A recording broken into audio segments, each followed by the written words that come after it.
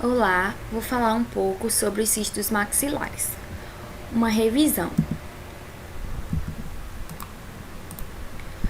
O cisto nada mais é do que uma cavidade que é revestida por epitélio. No seu interior pode ter uma substância líquida ou uma substância semissólida. Então, tem uma cavidade, que pode ter uma substância revestida por um epitélio e subjacente a esse epitélio temos um tecido conjuntivo. Eles geralmente são assintomáticos, têm um crescimento lento, são detectados por exame radiográfico de rotina, por ser assintomático e também um crescimento lento, não tem nenhum sinal, nenhum sintoma geralmente, e quando faz o exame radiográfico é que se detecta esses cistos. Pode ter um abolamento das corticais, alguns cistos podem expandir essas corticais bastante, outros só uma pequena expansão, e também eles podem fazer um deslocamento das estruturas ao seu redor. Radiograficamente, normalmente eles se comportam como uma imagem radiolúcida de formato oval ou arredondado, com limite definido e são corticalizados, na maioria das vezes. Geralmente, quando esses cistos são secundariamente infectados, eles perdem essa cortical radiopaca. Alguns cistos, quando eles têm uma longa duração, quando esses cistos já são mais antigos, eles podem apresentar no seu interior calcificações distróficas, que aparecem na radiografia com essas estruturas radiopacas no interior da lesão cística, que geralmente é uma estrutura radiolúcida. Alguns cistos também, eles possuem múltiplas loculações, que são representadas na radiografia como multiloculares. São cistos que se comportam radiograficamente como lesões multiloculares e são separadas por trabéculas ósseas ou septos, essas loculações. Em relação à classificação, os cistos dos maxilares, eles podem ser divididos em odontogênicos, de desenvolvimento ou inflamatórios, os cistos não odontogênicos e os pseudocistos.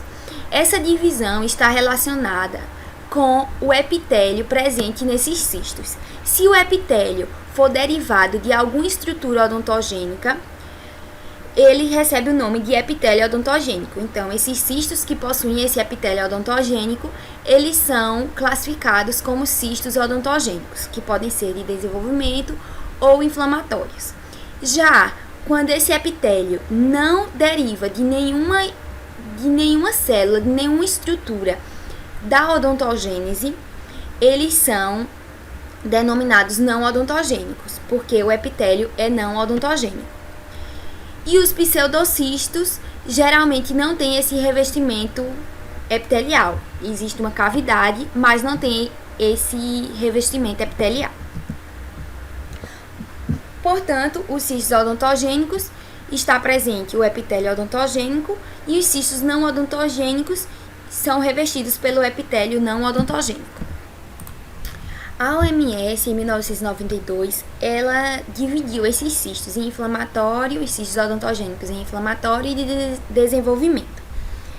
Mas, recentemente, em 2005, ela substituiu o ceratocisto odontogênico, que era considerado cisto de desenvolvimento, odontogênico de desenvolvimento, e o cisto odontogênico calcificante, em tumor odontogênico ceratocístico e tumor odontogênico cístico calcificante. Desses cistos odontogênicos, vamos revisar então os inflamatórios, que são o cisto radicular residual e o cisto paradentário. De desenvolvimento, vamos revisar o cisto dentígero e o cisto periodontal lateral, que foram os cistos odontogênicos que foram dados na aula por Fernanda. Dos cistos não odontogênicos, vamos revisar o cisto mandibular mediano e o cisto palatino mediano, que são chamados cistos medianos. Também o cisto do ducto nasopalatino e o cisto nasolabial. Em relação aos pseudocistos, vamos revisar o cisto aneurismático e o cisto ósseo simples. Em relação ao cisto radicular e periapical, devemos ter em mente que esses cistos vão acometer os dentes não vitais, porque esses cistos ocorrem quando existe uma lesão na polpa, essa polpa ocorre necrose dessa polpa e, consequentemente, pode surgir os cistos periapicais, ou cistos radiculares, também chamados cisto periodontal apical. Eles são assintomáticos. Por que eles são assintomáticos? Porque essa polpa ela já está morta, essa polpa está necrótica. E a localização é no ápice dos dentes, ou nas porções laterais das raízes, se existir algum canal lateral, um forame lateral na raiz. Radiograficamente, eles se apresentam da seguinte forma: uma lesão, uma imagem radiolúcida, arredondada, unilocular, arredondada ou ovalada, na região apical dos dentes, não vitais. Tem um contorno regular, bem definido, um contorno corticalizado e está nessa região apical. Portanto, o cisto radicular ou cisto periodontal apical, o que devemos saber é que ele está em dentes não vitais, ele é assintomático e está na região apical dos dentes. É uma imagem bem típica de cisto, é unilocular, radiolúcido, o contorno é regular, bem definido e é corticalizado. Nessas imagens radiográficas, podemos observar essas características que acabei de falar, que o cisto radicular, cisto periapical, ou também chamado de cisto periodontal apical, ele está situado na região periapical dos dentes não vitais. Ele se comporta como uma imagem radiolúcida, de formato oval ou arredondado, dos limites bem definidos, geralmente corticalizados. O diagnóstico desses cistos periapicais pode ser um diagnóstico diferencial com o cisto periodontal lateral. A única diferença do cisto periodontal lateral para o cisto radicular é que no cisto periodontal lateral o dente é vital. Portanto, nessa imagem radiográfica, nessa periapical, podemos observar que a localização pode ser de um cisto periodontal lateral. O que vai definir se é um cisto radicular ou um cisto periodontal lateral é a vitalidade do dente.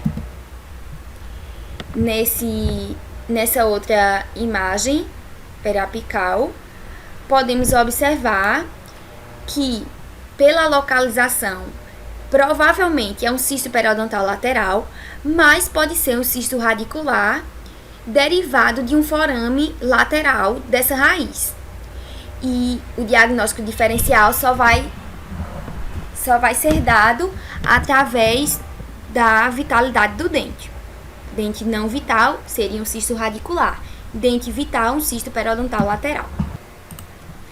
O cisto residual nada mais é do que quando o cirurgião dentista realiza a exodontia de um dente portador de um cisto radicular e esse cirurgião dentista ele não realiza a curetagem da região, ficando, portanto, o cisto radicular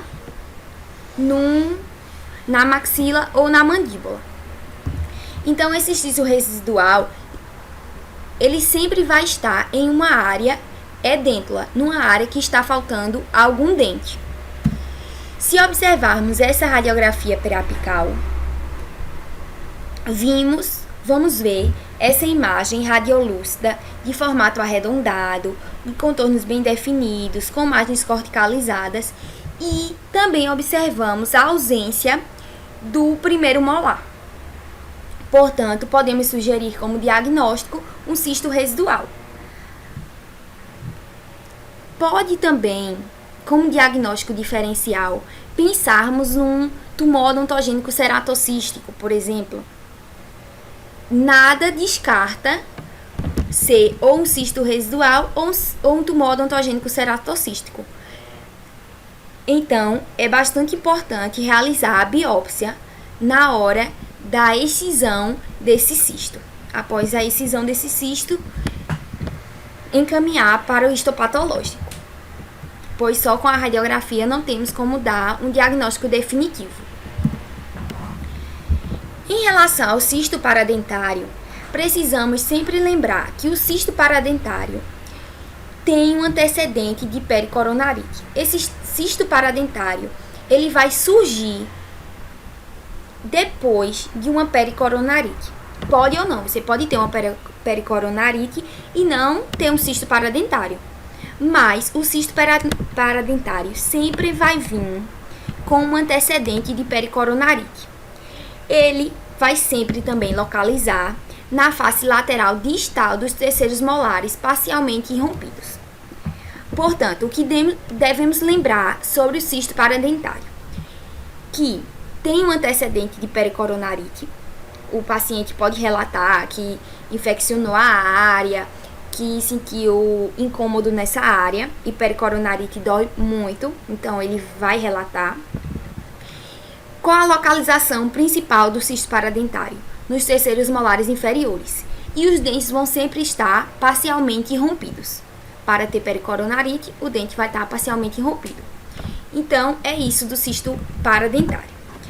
Em relação à radiografia, observamos essa imagem radiolúcida na distal desse dente parcialmente irrompido.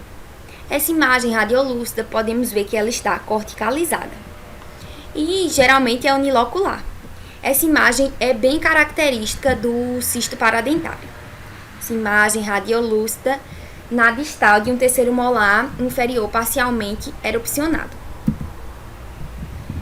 Outra imagem de um recorte panorâmico.